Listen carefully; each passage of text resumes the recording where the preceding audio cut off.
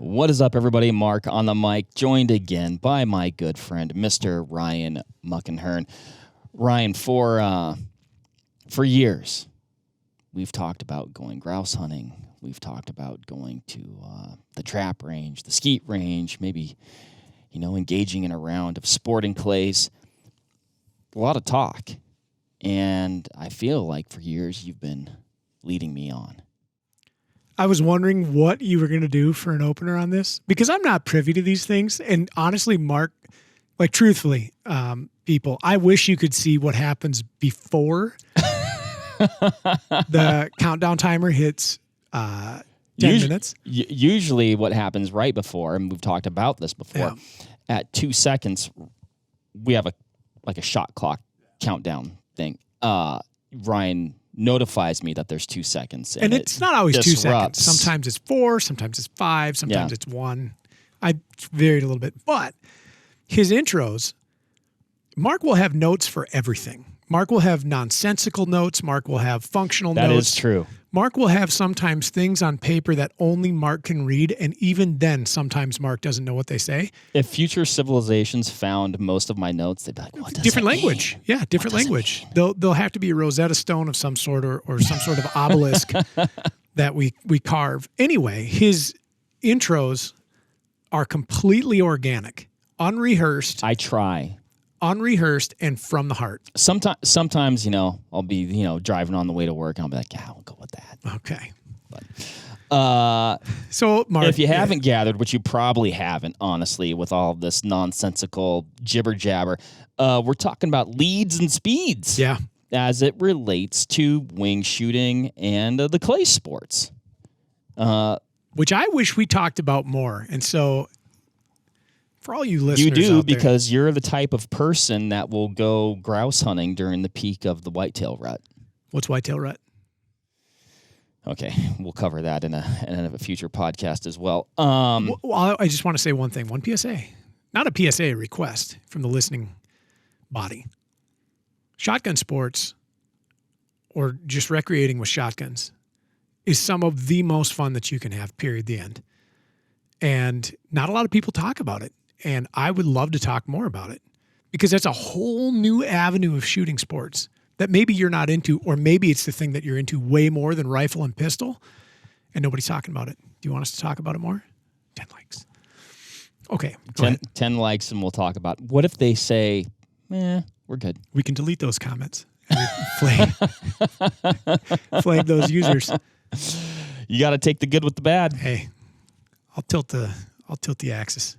You're going to I have no idea. Pad the stats? I have no idea how to use YouTube. You know this. I don't know how to comment on a video on YouTube. I don't know how That's to like. why we have Ryan. Yeah, well, that's true. I mean, he doesn't comment on the things, but he definitely knows how they work. Leads and speeds, Ryan. Yep.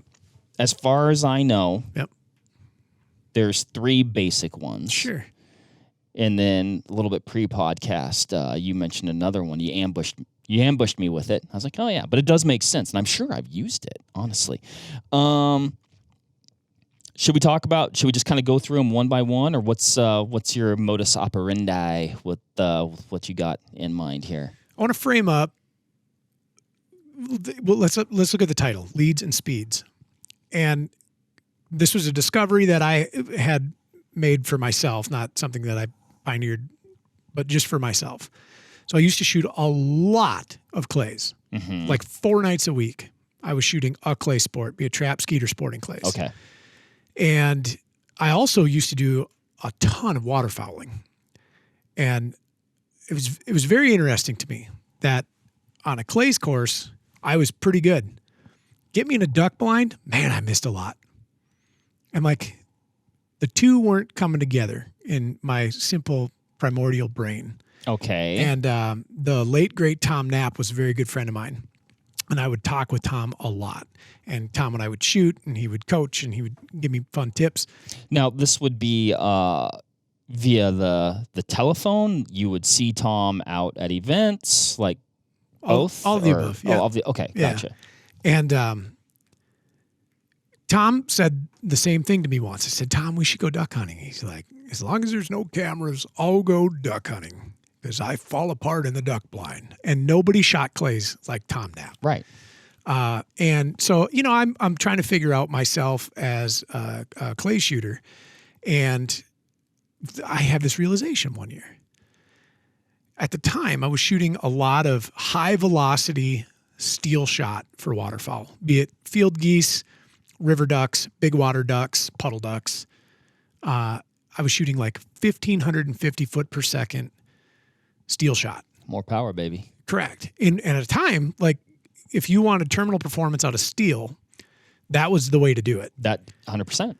And I did not have any really meaningful understanding of shotgun, like external ballistics or terminal ballistics, other than like BBs come out, they hit the thing that you're shooting at, the thing falls down or does not. And so I wasn't privy to what I know about how spheres move through the air when pushed quickly, or even really pattern science and understanding. I just thought, okay, you need speed. Steel is okay at best. Merge those two and you have great success. But I didn't. I did not have great success. I was shooting great on the clays range. And which was odd because it was like competitive and I was very driven to do very good at it or as best as I could. And then like duck hunting was just sheer enjoyment. Like, why was I falling apart when I was out there? Well, were you falling apart or was something you were doing not translating over? That's it. And so light bulb comes on one day and I realized that I'm shooting thousands of rounds in practice at 1,145 feet per second. And understanding my gun speed and understanding my lead requirements for targets from between, you know, like a close skeet target, 18 feet. Okay. A far sporting clays target, 45 yards. And you pretty quickly, if you spend enough time doing it, like you understand what your lead requirements are almost on like a subconscious level. And you have to see the targets, you have to shoot the targets, you have to miss the targets, and then you have to hit the targets. And then you can kind of develop this pattern. And I was like, well, of course. So aside from the shot size and pellet count differences, I'm running a completely different like mathematical recipe for success when you're adding 300 or more feet per second to your payload. So to go from 1145 to 1550 is a major disparity in performance, which then directly translates to lead requirements. Were you shooting it in front of birds then? I handily believe so, yes. And so where it wasn't, I should back up a little bit. It wasn't just like, oh my gosh, my leads are wrong. It's actually when I transitioned away from high-speed steel and then into what is commonly known as like non-tox. So I started shooting a ton of heavy shot as opposed to just high-performance steel or even heavy steel, which is kind of a steel, kind of a heavy shot, and then still very high velocity. But I had pivoted to just basically pure heavy shot, and those speeds were dramatically lower. So interesting. They were getting closer to like the 1,300 max speed, so much closer to sporting clays loads that I was running. So if I was running, say, Federal Top Gun or a field and clay load, like a budget load, 1145 to 1,200 was kind of the standard velocity.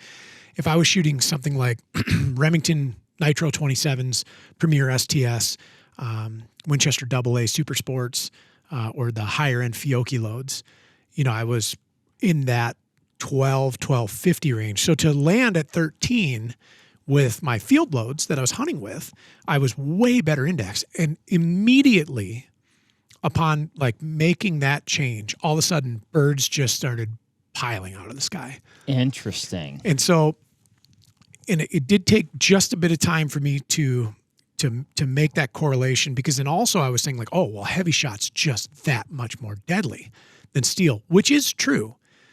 It is a definite performance advantage to go to that higher density shot.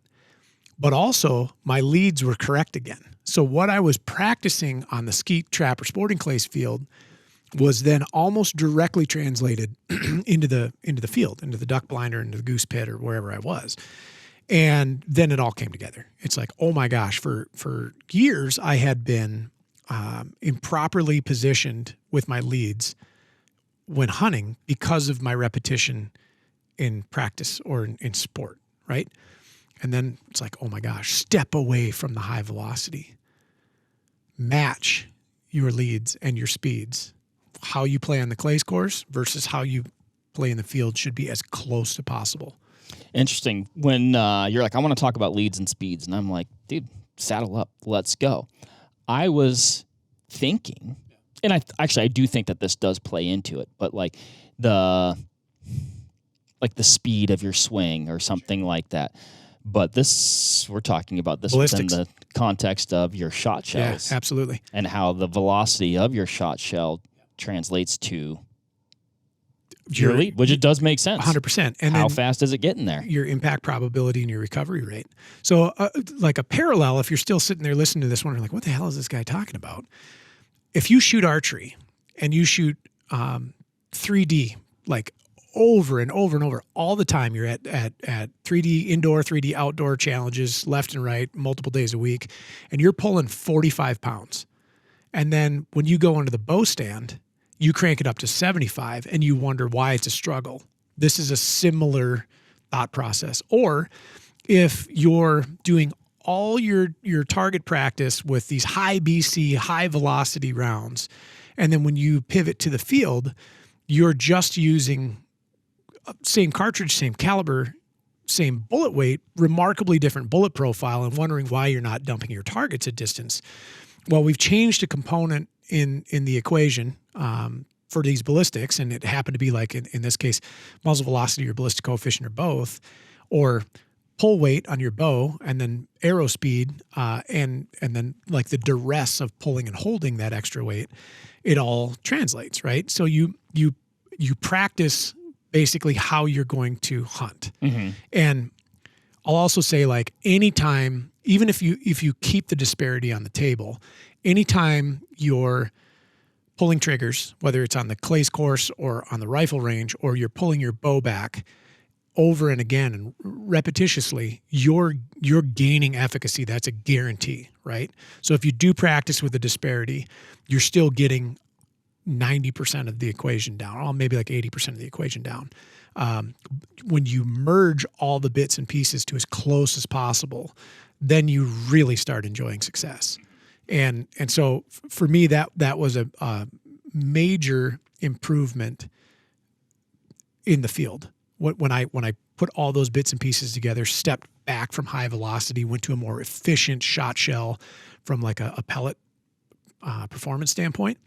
And then my leads were translative immediately into the field, and I just started slaying ducks and geese with impunity. It's amazing how something that on the surface, you're like, well, it's obvious, but you don't think about it, and completely unrelated. But I remember back in my high school days, Ryan, it was a couple years ago, 6 or 7, I think, all summer before my senior year, I was practicing the football wide receiver. I don't claim to be a football star. I didn't see too much Friday night time. But my good buddy had an insane arm on him. Could throw a football and dude, I'm talking, we were practicing probably 4 hours a day, running routes like 4 hours a day. That was predominantly what I was doing. Probably could have hit the weight room a little bit more too. But I went into 2-a-days, like primed up, dude, catching the ball like a madman. And we get to the, actual 2-a-days, right? I'm running routes and I'm missing catches that I'm right there, but I'm missing all these footballs. Like I'm, running, let's say like a go route type thing. No idea what that means. Like straight line, long one. And instead of I'm right here thinking the ball's going to fall into my hands and it's going over my head. And just boom, landing right by me. And I'm losing my mind thinking about this. Like, what what is going wrong? What am I doing? Like, how is this happening? I finally figured it out. My buddy who I'd been practicing with for 4 hours a day, all summer long, left-handed. The ball's spinning Different. the opposite direction. Yeah, how about that? And that's why we don't use left-hand twists in barrels. No, but Anyway. same concept, right? So there's a force being applied to your projectile, in this case your football. It's different in your practice than it is in your game. Right. And there you go, you fall apart. Not you don't fall apart, it's just things are different, and you have to figure out how to compensate for it. And then I argue that it's way harder to compensate for it if you don't, if you can't submit to memory what the lead requirements are for a given target at a given distance with a different load speed. And so, somebody might argue and be like, well, take your duck loads to the sporting clays course. Well, I was going to ask, is that something you'd recommend? No. And only because you're going to subjugate yourself to a tremendous amount of recoil and cost and wildly reduced pellet count. I mean, if money's not an option for you and your club allows you to whip steel BB shot or 2 or 4 shot at targets, have that. It seems like a costly proposition, and it seems perhaps as if now you have 2 sets of data to manage.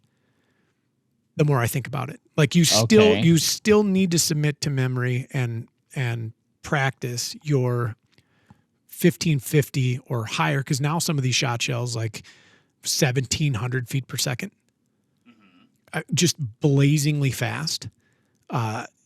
You have to maintain that data, and then you also have to maintain your clays load data up here. Right. Yeah. And so like when you look at elite level clay shooters, which I wasn't even close to, like I'm talking elite level guys, they'll practice a single target presentation ad nauseum until they know exactly how to break that bird.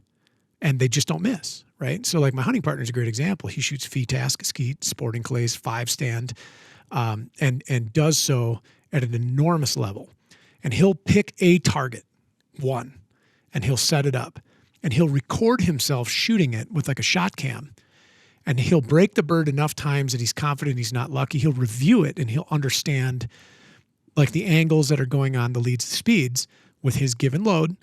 And then he can put that into practice. And like, that's what separates a kid like me who at the time shot well. And then somebody who's like, oh yeah, he's a 95% plus shooter routinely. Doesn't matter the gauge, doesn't matter the gun. He knows the equipment inside and out. And so to manage 2 sets of lead and speed data mentally, because it's not like you have a cut chart on your gun and you range your target in the air like, it's 42 yards. I require, and it's moving at this angle and dropping at this velocity. No. You're letting the supercomputer take over. That's correct. And sometimes you have 1.5 to 2.5 seconds of target presentation plus gun speed plus environment to make up your mind and make that bird. So the indexing or the matching of again, just to reiterate this, your target load speed and your field load speed should be as close to possible or as close as possible. And that will start guaranteeing you more hits or start ensuring you more hits. There's a lot of other things too, like pattern performance. It's a whole different topic. Oh man. Right.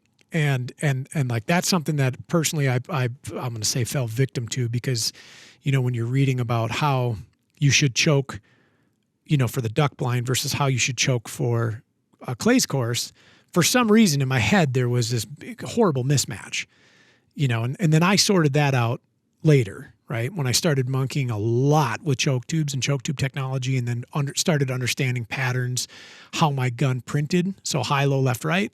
And then what a given choke tube was going to do for a given gun with a given load. But again, a whole different topic. Leads and speeds, before your choke even enters the equation, is the first piece to hit a bird, right? You only need 1 pellet to do it. Like, that'll break a clay and that'll drop a duck. But you have to get that pellet there, and that's from leads and speeds. Mm-hmm. Yeah. Mm-hmm. Would you, we've talked about it, at least for me, I've thought about it within the context of turkey hunting. Like I pattern my turkey gun. Yeah. Right. Pre-red dots, I would do it. Post-red dots, I feel like I do it a lot better. Yeah, oh yeah. And with more consistency and more precision, right? Would you recommend a person, you pick your let's say you're like, yeah, this is the choke that I want to use for ducks. Would you go pattern that? Oh yeah. Yeah. Yep. Because aside from understanding like your pattern density or your pattern dispersal at a given distance, and then understanding like what's your max effective, or where you start flirting with disaster, from just a pellet dispersion standpoint, you're also going to understand point of impact, which is something that for years I took for granted as a shotgunner. It's like, it's a shotgun. It's got a tube, BBs fly out of it. They go where I aim. Sort of. Different guns produce either predictable or unpredictable or consistent or inconsistent results as far as where the mean or bulk of your pattern is landing relative to how you see down the rib or how you see your bead. And so to understand where the pattern is as well as what the pattern is at a distance or distances is vitally important. So I have a number of two-barreled shotguns, right? And there's a thing in there called regulation where they'll actually dictate where the two barrels align. If it's a side-by-side, where they point, where they converge, and where they diverge. Mm-hmm. And then so you have the left and right component, but you also have up and down. Mm-hmm. And so when you're saying left and right and up and down, you're talking about with side by side versus an over under, or the same thing applies for an over under. It's a little bit, I think, more challenging on a side by side perhaps because you have as a shooter a completely different visual on the gun than you do an over under. So like think about your Benelli that you shoot well. You come up on that thank gun. You. That's overstatement, but you come up on that gun. The thing that you should see is maybe the radii of the top of your receiver, and then what appears to be a completely square post that is actually your rib, and then a bead on top of it. Now imagine two of those, only your bead and rib has been moved to the middle. Right. So now you have this, I'll call it a distraction, this big thing in the center of your field of view that your eye can catch and you'll look at, and then you have your post and rib down the middle. An over-under is going to look identical to, say, your Benelli, right? Because the barrels are superposed. They're right on top of each other. Side-by-side, they're side-by-side. So you have to kind of manage that, too, and that's more of a mental technique than it is necessarily a body mechanics or having to do with anything on pattern. But you have one barrel, you're going to have 1 point of impact. You have two barrels, you are definitely going to have 2 points of impact. The likelihood of them being perfect, I mean, it can be.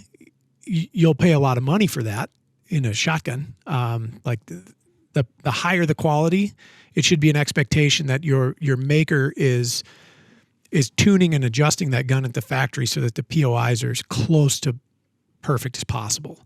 But it's still hard to do because we have two tubes. They're not necessarily straight ahead. They're going to have some bias somewhere. They're going to throw a pattern in two different places, and you do need to discover where that is. So because I like to shoot those kinds of guns, yeah, that's a prerequisite. You bet it is. So right to Sauk Prairie Trap and Skeet Club I go when I say picked up my last side-by-side, put the patterning board up, fire 2 rounds, and then you go audit. And you're like, oh, this one's low right, this one's high left. There's nothing you can do about it, but you have to submit that to memory and understand that that's going to affect things slightly. And so it's a far more challenging gun to shoot, say for clays for score, on that alone. Before you start looking at any other merit or attribute to the gun, like its weight, its stock length, its dimensions like fore-end width or lack of in my case, because I shoot really trim little ginger guns, that point of impact is going to be a thing. Now with your Benelli, for instance, and this is something I learned working at my last job, we did a lot of shotgun performance upgrades. It was a staple product that we sold was magazine tube extensions, bolt handles, and other small widgets and gadgets for upping capacity and performance of shotguns. Benellis were by and large the most commonly encountered operating system within the airspace that we worked in. And what was really interesting about them is they all had a very, very high POI bias. And so what I would call like a 70-30 gun, 70% of its pattern was above my visual field, 30% was at or below. So if you drew, a crosshair on a piece of paper and you had an aiming point in the center and you put your bead on it, you pull the trigger, 30% of your pattern would be below in the lower right and left quadrants, and 70% would be above. And that's not bad. Some guns are a 90-10 gun, and intentionally so. But it's something that you think about. So where you place your bead or the horizontal component of your lead, below, at, or above target while it's moving, that you determine when you do that. That's just all pattern work. And then you throw a different choke tube in, you throw a different shot shell technology in, wad technology, shot type, and then you have a different result. You're not likely to change the up and down and the left and right because that's all coming from your barrel or from the way your rib is laid out on your gun or from how the gun is stocked and how you interact with it. Right. But you'll still always have this intrinsic or inherent, I'm going to call it a point error, because, if we were at 0 error, you'd be dead on. Dead on. Yeah. And so, you have to suss that out on the patterning board. You have to go back to the 2-dimensional audit of holes in paper to understand where that is. And again, that's before you even get to leads and speeds. So maybe I should have said earlier, like if you want to deliver a pellet to target, you got to know where the pellets are going first. And then number 2, leads and speeds, right? How to get them there. Mm-hmm. Yeah. Mm-hmm. So great question. Yes, I would say you should absolutely pattern your duck gun just as you would your turkey gun or your rabbit gun or your grouse gun, because you got to know where they're going.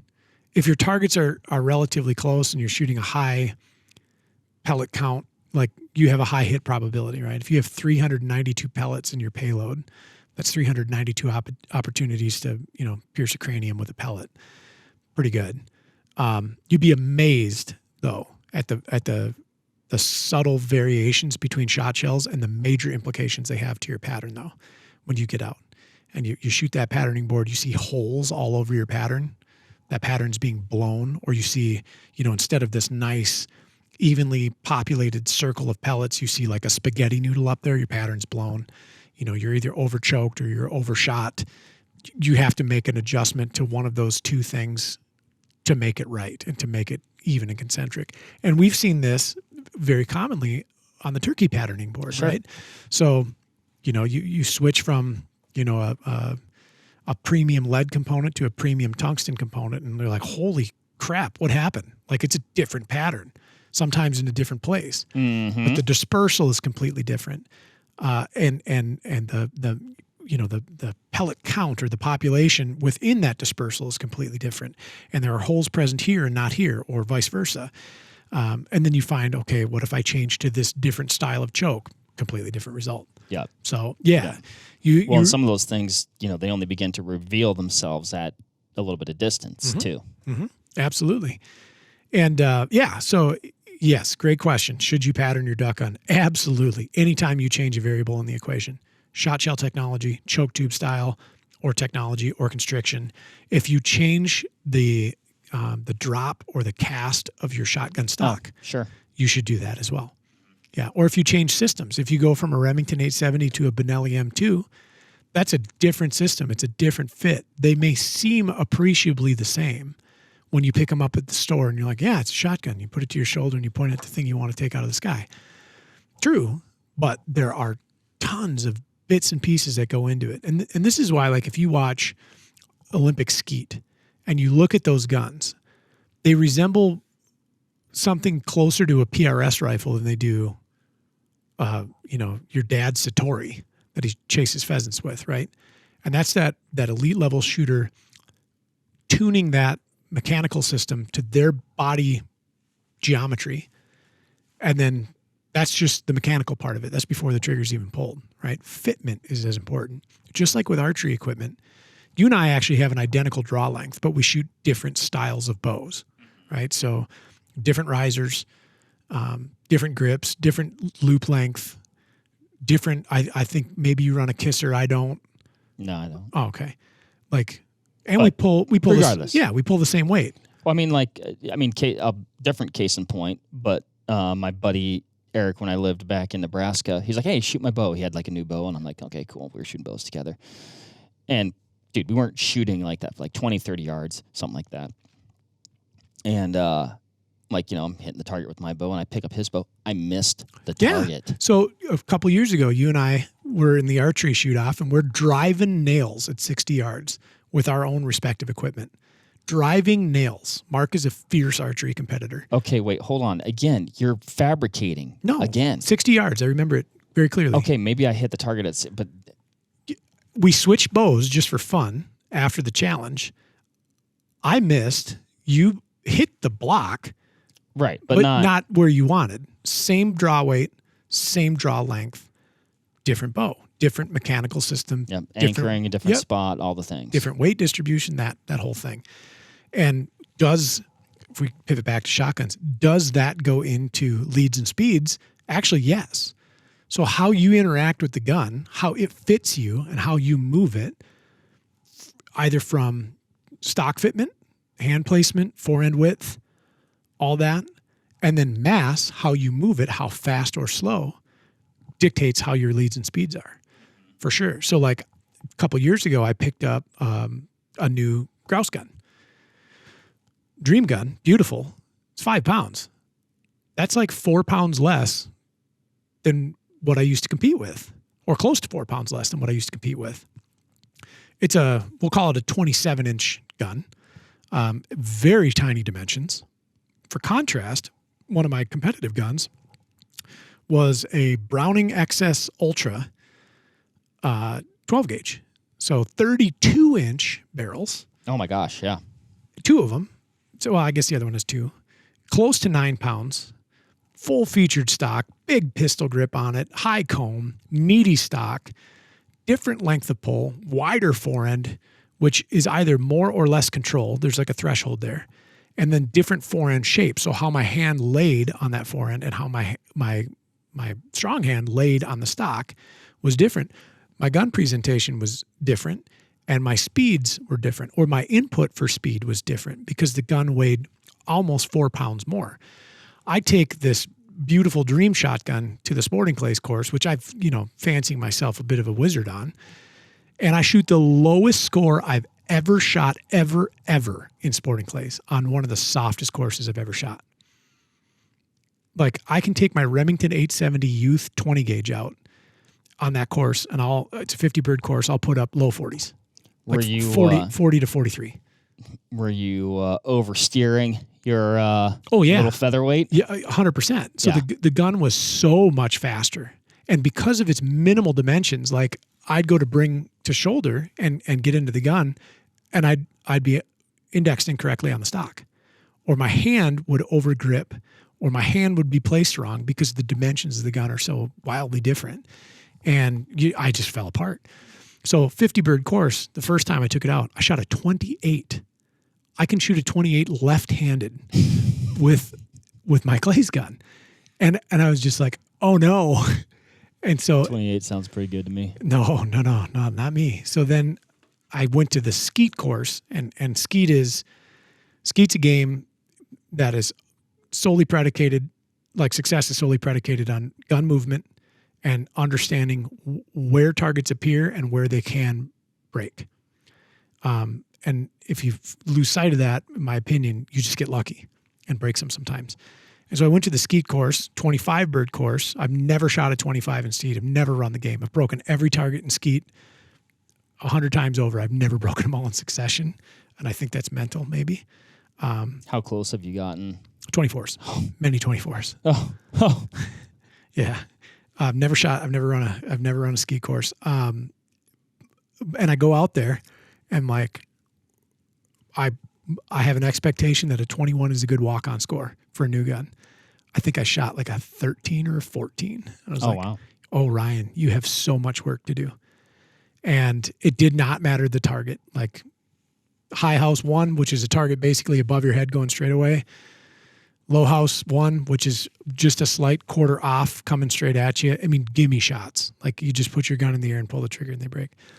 I just had to do it over and over and over and over and over and over and kind of memorize the feel of the gun and then how that translates into my leads and speeds. You had to give it the old Marshawn Lynch. I don't know what that means. It's a football player. Okay. Anyway, there's like great running back. Oh, that's good. Seattle Seahawks. I see. Primarily. Yeah. Anyway, he talks about, there's a clip where he's like, running people over and over and over. Anyway, Oh, I see. sorry. Mr. Lynch, thank you for your contribution to this podcast. Wrong crowd. I see. So, Anybody else out there? Anybody else make that connection? Let me know. Nobody. So it took a concerted effort and amount of time in just running that gun. Its mass, its geometry, and then the particular load that I was shooting to map that, to submit it to memory and be like, this is how I have to drive this gun. The leads didn't change much because I'm shooting just less pellets. It's a sub gauge, it's a 28 gauge versus a 12. So I have less payload, but the leads are identical, right? So the target moves at X speed at Y distance. It requires Z input and you can break it. And that's oversimplified, but that's what it is, right? That was just all basically weights and measures to figure out how to drive the gun to that point to break it. And it took a lot. It took a couple hundred birds, and then I figured it out. And now that gun and I, gosh, do we have a good time together. Get along real well. Real well. Is that the one you've primarily been taking grouse hunting Yeah, lately? except for on rainy days. Okay. Yeah. Should we go through some typical types of leads? Because there's a few different ways to approach how you want to do that. And maybe the different approaches Target dependent. are, dependent on the target. Maybe the, if you're doing a specific type of clays, maybe one is going to be better than another. Sure. Swing through, Ryan. Swing through. Sounds like it's a trap shooter's lead. Can be, yeah. It's applicable any aerial target that's moving. Not any, because it depends on angle and it depends on distance and time. God, you with the depends. It does depend. Well, let's just talk about it in general, because I know I've used that on, wing shooting, ducks, whatever. Yeah. As I was being brought up to speed in clays disciplines, this was, I think, what was most talked about. And a lot of people will call it swing through or follow through, or we call it whatever you want. But effectively, let's picture in our minds, if you will, you have a target moving perpendicular to your position. So you have a start point. The target is launched. There'll be a period of time in which you'll have to assess what's happening in front of you and then locate the target. And then you can get good at this, and over time, if you watch the really pro shooters, when they hear that thrower, they start moving their gun, and then they'll morph into a different type of lead. But basically, okay, target is presented, you see target, you begin your gun speed, you get mounted, you're still tracking your target, you're behind it, you pass through it and break the bird through after your pass through. Once you get to this point of lead where you need to be, and then you continue your swing as your target disintegrates into this beautiful black and orange cloud every time. Every time. Yeah. Or 24 out of 25 times. Yeah. So you're cutting through your bird and executing your shot after the pass through. And then, like you said, though, key follow through. Yes. Maintain that swing. Don't start behind the bird. Get through the bird and then stop and break that shot. You're not going to likely hit it that often. Keep going. Yeah. Follow through. Yep. Okay. It's pretty straightforward. Mm-hmm. Fairly self-explanatory. So what in the clay sports, where do you see that the most, I guess? And then also where does that, would that be like, I've got a crossing target or a crossing bird? Is that? Crossing is a tricky word because I guess left to right, right to left. It inspires perpendicular movement or lateral movement relative to your position. Mm-hmm. But a bird that's thrown at an angle in front of you, so let's think of trap. So you'll basically have three angles: straight away, left, and right. Yeah. So any bird fired on the angle of the house that's moving this way is technically crossing in a way. Sure. And so when I shot trap, I would have an index point because I don't know where the thrower is going to be. I wasn't smart enough to be able to time trap, and I wasn't necessarily with a group of guys that shot in a cadence that we could. So like I have an index point on the house.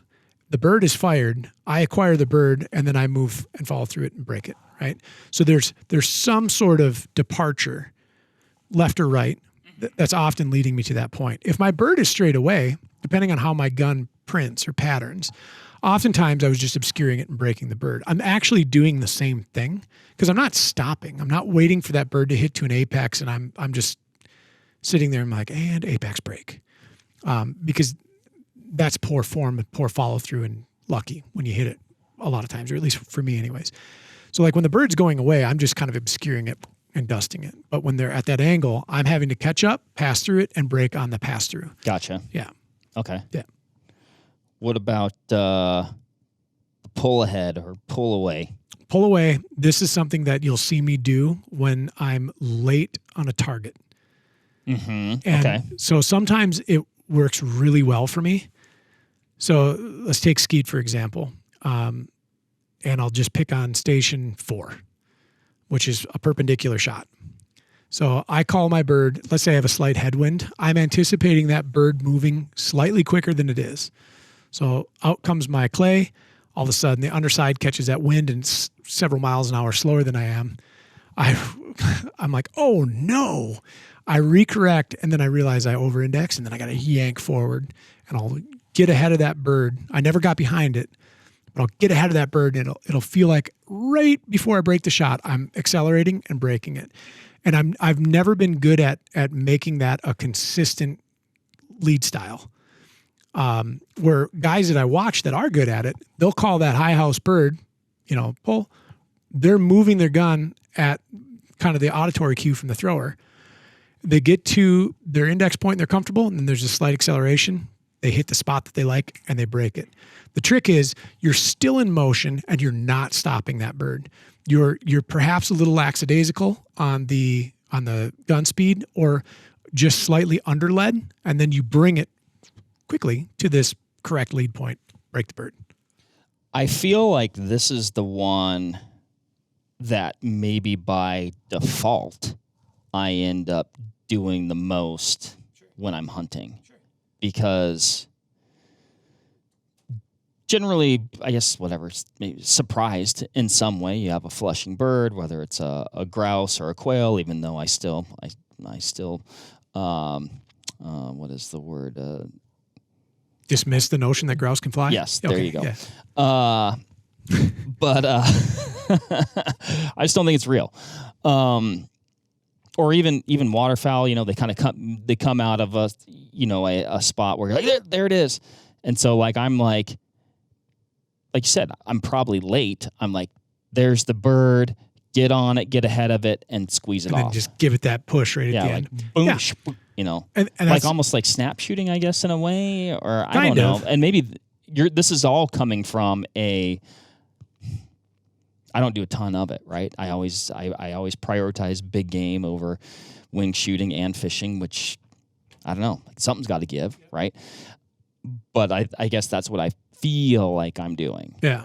And if you want to see a really good example of this, you go on YouTube and you look up shot cam footage from really, really good clay shooters. Like that bird will be presented. You can watch the dot or the reticle on the shot cam on the bird. They're getting to the point where they want to break it, and then they have this acceleration. They hit that lead requirement, smoke it every time. And I think when those guys are doing it, and like I said, they're good at it, and I'm not. I think that they have grown so accustomed to the tracking and movement portion. They're like, yep, that's a break point. And that is the most consistent and rhythmic way that they can break that bird when it's in motion. For me, that's a OS moment, and then I've got to give it some beans at the end. Sometimes it works. Yeah, I think that's generally when I'm, it's OS. Yeah. And, Sometimes they fall down, sometimes they don't. And I think if you were like looking at me doing that on a skeet field, you'd be like, yeah, you broke that bird way out of bounds. That's usually when I'm breaking that bird and using that lead style. Okay. Yeah. Gotcha. Yeah. Gotcha. Anything else on that one? No. What about sustained? Sustained lead. This is one where when you really understand your body mechanics and the relationship with the fit of your firearm and your leads and speeds and the course. So if you watch, here again, Olympic skeet, or international skeet especially, which is the devil's game. Everything that you just mentioned about, wanting to have, I guess, squared away is probably why when I look at these different types, I'm like, that is the one I'm least likely to do. Yeah, right. So skeet's a really fascinating game in that when you get to the highest echelon of performance and the performers in that category, I think you could blindfold them and they'd shoot better than I would anytime they do it. Because it's almost a submission to memory of where the bird will be relative to the actuation of the thrower and then the time allotment. So they're so familiar with everything. They're starting off at just a point in space. And then they hear that thrower actuate, and they know that target's coming out at, I'm just going to say 58 miles an hour, and they need to move their gun this much from a speed perspective and this far from a distance perspective and execute the shot, and that bird will blow up. And so within international skeet, and technically not just international, but there are defined fields of fire that a bird must be broken before and not after. And so when you watch those guys and gals do it, like the Olympic level skeet shooters, it's bananas. It's like pull, boom. It's unreal. Yeah. And that bird is cooking. And I think I understated the speed of international birds. I think they're over 60. They're so fast. They've broken it before I've seen it. Correct. Yeah, usually, and when you're spectating, and a lot of times they'll put a chalk pouch underneath that clay, and so you'll have a very dramatic puff of like a fuchsia color. Gotcha. And they just it's such a twitch moment or movement. Like they settle in their index. Oh, well, actually they're not mounted; they're dismounted. But when they bring, they know where it is, and then that gun, there's not an acceleration likely. When they get from dismount to mount, and they're on their index point, they're tracking that bird at a consistent rate and breaking it at the spot. But it happens so fast. Instantaneous. Yeah. Yeah. There's no... Yeah. It's not a long sweeping motion. No. At least from what I've seen. Yeah. One tool that I saw that I have not used, that I was like, well, you mentioned those cameras. Yeah, shot cams. Or there's a variety of them out there. Right. Would you recommend a person get one of those if they're like curious about this? If you want to get really serious, yeah. And so like I kind of always thought they were a bit of a gimmick. Right. And it usually takes an expert to tell me why they're not, to convince me. And that was my hunting partner. And he's like, oh, hell yeah, I have one. And he's like, it changes the game. Like the way... You can just self-analyze. Yeah, correct. Yeah. And so just like... a coach and a team would watch an opposing team play and try to like dissect their plays and their calls and how they move or whatever. You're doing the same thing, right? You're watching your gun movement, your lead requirement, your target breakages, and then at distances, and you're like, oh, that's how you do that. Yeah, it's another tool. I mean, you can garner all this from just experience. So, and then I know Winchester has, maybe some other folks do as well. I don't know, but like a tracker round. What do you think about that with like a high-vis wad, essentially? I monkeyed with those for fun. The first one was the Fiocchi Silooms that came out. And so basically think like a small glow stick inside of the shot shell, a reduced shot charge, and then you can watch it. And that's cool. It's very nifty. Not great during the day, but when you're shooting in the evening, really neat to just see that. Where it's a little goofy is its mass, and then its aerodynamic profile it doesn't all add up the same, right? I think it gives you some idea. That's where I was. Yeah. So these ones that I was looking at, these Winchesters, it was like they had either like a black or like a high-vis orange, if you will. Just the wad itself? Just the wad. That I think it appeared to maybe even expand a little bit. I didn't look into it that much. Yeah. But again, I think it could give you an idea, not completely because it's going to be acting a little bit differently. I would assume. Just the wad. So think about when that thing leaves the barrel. First of all, your choke is imparting a force on your wad, trying to retard its forward momentum and movement, so as to strip it away from your shot column so that your wad does not molest your shot column when it comes out of the barrel. Because for a very brief period of time, your wad wants to move faster because of its lower mass, and then the piston that is the back of the wad and it being pushed on by propellant gases than your shot column does. And if you watch like phantom high-speed photos of shot and wad leaving barrels, like the wad kind of pushes on the back of the shot column and immediately begins to disperse pellets. So when you think about a wad retarding or a wad stripping choke, like a Pattern Master or an Indian Creek or any of those designs that use either studs or rings, some toy makes a really good one too. Those studs or rings are grabbing the wad, and they're gonna try to stop it from moving forward, allow the shot to separate from it. The shot will then gain distance on that wad. The wad will then get pushed out of the barrel, and the wad won't have an opportunity to push on it. So that's challenge number one. Challenge number two, though, is that wad is going to break, like stop. Not really, it's moving forward, but it's going to decelerate significantly faster than your shot column is. So when your wad comes out, like even if you're shooting a regular field load or clays load, your wad is like a translucent white. You could see it like when you're shooting. And then like when I'm coaching or when I'm spectating, I can watch wads. So they're moving significantly slower by the time your eye picks them up than the rest of your shot column is or your pattern is. And so they don't give you necessarily a reliable indicator of like, oh, you're high, low, behind or in front, because they're so dramatically different. I mean, if you were like way out in outer space, left, right of the bird, or I should say in front of, behind the bird, yeah, you'll be like, oh yeah, your bird was over here. I watched your wad go over here. Mm-hmm. Like with great disparity. Yeah, you're way behind the bird, but that's not the surefire way necessarily to do that. Right. Yeah. Now, another cool thing that's come out recently, the folks at Garmin came out with, like, think the Zero chronograph, sort of, similar form factor, but a radar system or LiDAR system that tracks your target and your pattern. Oh, dear. And it tells you where you are relative. I remember you talking about this before. Yeah. And I was like, I want that. Yeah, and I've talked to a couple of people that have used them. They're like, oh, it's the coolest thing. Like, yep, you were behind that bird by X amount of inches.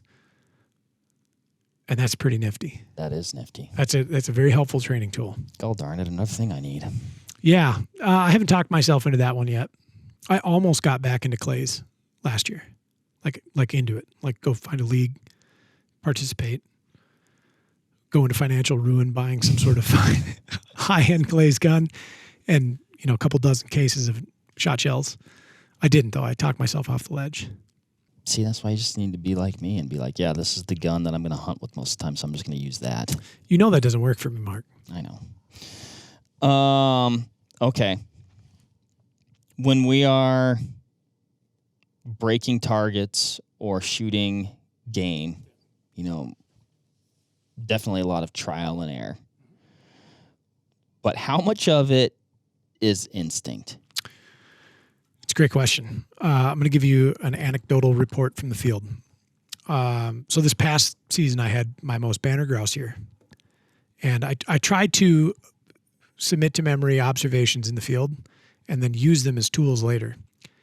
And if there's one thing I can say in great confidence, and I love rough grouse hunting, is I have unquestionably missed more birds on the wing than I have hit. And by a landslide. And it's easy to grow discouraged, but remember, rough grouse is one of the fastest targets in North America. Oftentimes, you're not prepped for the shot. Oftentimes, it's at a direction you weren't necessarily anticipating, or a location you're not anticipating.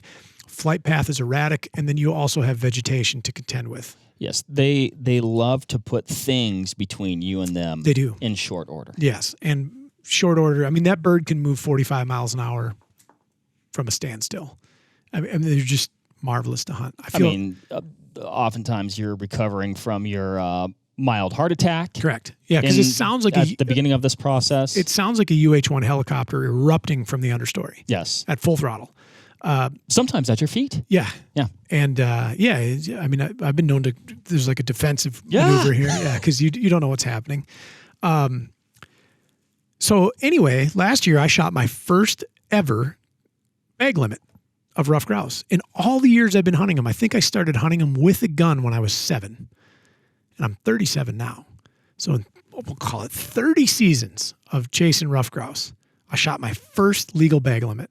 All of them were on the wing. What was really interesting to me is the birds that I smashed, and by that I mean it was like flush bang. Right. Were all hard left, hard right. Okay. The birds that I had to get to my second trigger to hit straight away. Like flush straight down the trail. Big lazy flush. Why do you think that was? You were thinking more about the straightaways because you had more time. I removed the instinct and inserted the brain. And so I remember one very specifically. It was the second bird of the day. First bird was a lazy flush crosser. I shot too early, and I think because I was walking in a manner that I wasn't necessarily prepped. Like, you're not walking through the woods Rainbow Six style. Like, I generally have my gun in a crossbody, muzzle up condition when I'm carrying. Sometimes I'll carry a little bit lower because I can still get to shoulder quickly. But something was happening at that point. I was coming around the bend of a trail, and maybe I had my strong hand off my gun and was just moving. Bird flushed. I was late, shot behind, and then caught it on my second trigger. Dumped it. Second bird, I come around a 90, and right when I round the 90 and begin moving forward, that bird flushes, I'm going to say 15 yards to my left at 90 degrees from my point of view. And the sun was right there. And all I hear is the sound they make when they get up. And I turn, and there's a thing there in the air, and it's a rough grouse. Bam! And it was like flush bang, like that.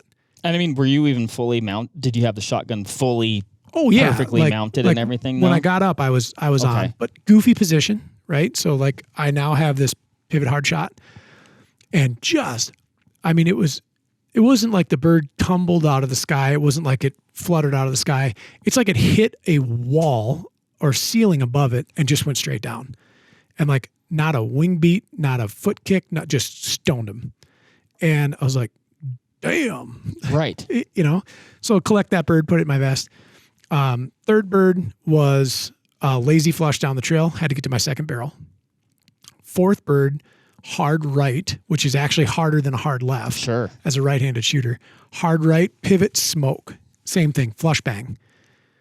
And so that is the instinct taking over, where it's just like present arms, find target, enter lead style. I couldn't tell you cognitively what it was at that point in time, but apparently I did the math right. Get in front, bang. Yeah, and bang. And then what was interesting about both the hard left and hard right is my gun continued moving after the shot. And so like I'm still doing follow through. I'm not going to say consciously because I was so excited, but I'm still doing follow through, and I'm watching that bird drop and then recovering my gun. So it's not like it was like hip shot, bang, gun is static and stationary. No, so total instinct on those. And I hit more birds the entire season. I've thought about every bird that I killed flying, and I only shot 2 or 3 static birds. Everything else was on the wing. Some fast, some not. I shot 4 static birds. Every bird that I smoked was completely by surprise, no prep. The holy crap, there's one, and then get the gun and go. And what I would say would be an instinctual shot. Yeah. Which you've definitely put in a lot of work on the front end.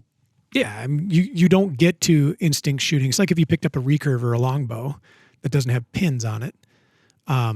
You're going to develop a sighting technique initially, and then eventually you're going to know where that bow is and drop the arrow on. It's almost like that looks right. Like, I'm just going back to the wing shooting thing. Like that looks right. Bang. Yeah, correct. And when you watch the really quick archers that are very good at compound and not compound, recurve and longbow shooting, it's like when they get to their draw point and like it is there, they're releasing. So like they're not necessarily quote aiming. I mean they are. There's a subconscious process, but they get there and it's release. And it's instinctual shooting almost at that point. Cool stuff. Yeah. Well, like you started off in the beginning, it all certainly is fun. Yeah. Could probably be about as aggravating as golf, I'd say. Something like that. I once said publicly that baseball is regarded as America's pastime, which I think is unfounded. It should actually be the clay sports because it's so rewarding and allows you to use far more creative language when things don't go your way. And you are using a firearm. That's pretty American. That's pretty American. I don't know, though. I mean, baseball, like, pretty cool sport. I'm not even a sports guy. Very romantic sport. Relative to, like, horseback riding, yeah. Actually, horses are far cooler than baseball, in my opinion. Let's just drop it. Shotguns are better than baseballs. Let's just drop it. Yeah. Cool, man. Well, is this the year? Mark, I think this is the year. All you got to do is say, hey, let's go shoot some skeet. I've just reloaded my target card. I got all the targets you could shoot. Well, let's make it happen. We're making a lot of claims. We made a lot of claims lately. We made a lot of claims in the past. We're going to do it this year. Every year I have gone grouse hunting. Every year I have gone grouse hunting. You have not. I know. It's criminal. We live in a good state for grouse hunting. The first date Mark and I ever scheduled was a grouse hunt. We never did it. What happened? I love you more than you love me. It's the best guess I have. Jeez. You love the idea more than you love me as a person. That's not... Spending time with me is fun like I said, thought, not true action. No, it's just things with antlers just somehow always consume me. You know what I bet your wife and kids would love? Ruffed grouse. Probably. Who wouldn't? Be criminal if you didn't. Cool. All right. Well, there you have it, everybody. Leads and speeds and some extras thrown in there. A lot of good information. Are you going to get out to the trap or the skeet or the sporting clays range? Break some targets this year? Going to do more wing shooting than you have in the past, like I hope to do? I'm kicking off the Upland Safari this year, so it's wing shooting all the way. You're going for it. I won't finish it, but I'm going for it. For those, well, let's maybe do a little foreshadowing because I'm sure we'll talk about it. Sure. What's your Upland Safari that you got going on? What's your big plan? There are a number of grouse and quail species endemic to the lower 48. I can rattle them off, or we can just leave that for another time. And I'm going to collect one minimum of each. And so this year, I'm starting with sage grouse, dusky grouse, sharptail, and prairie chicken. And then depending on what December looks like, maybe a bobwhite. So technically, I guess I started it last year in that I have ruffed grouse from Wisconsin and Minnesota. I've got spruce grouse from Minnesota. I've got a couple of them now. And so I'm filling in all the cracks. This is the expeditionary component to this. Not that driving to the Canadian border 9 hours from my home is not an expedition, but we're going big western states, going to the desert, going to your home state of Washington. I like that. Yeah. Well, I think one of the coolest parts is it's going to take you to a lot of cool places. Yeah. Yep. And I get to go do the same thing kind of in the same places that would cost me potentially tens of thousands to do with a rifle in hand and for like an elk. Yeah. Right. Yeah. Cool, man. Well, you're going to need some practice, so I know it. let's head to the I'm doing it with one gun. let's head to the range. Is it that little one? Cool. All right. Awesome. Well, thank you, Ryan. Thank you, everybody, for listening. Leads and speeds. Let us know in the comments below. Do you want to hear more shotgunning-esque content topics from us? Ryan's nodding. Are you nodding? Let us know in the comments below. Until next time, happy hunting and shooting. We'll catch you on the next one. See ya. Bye.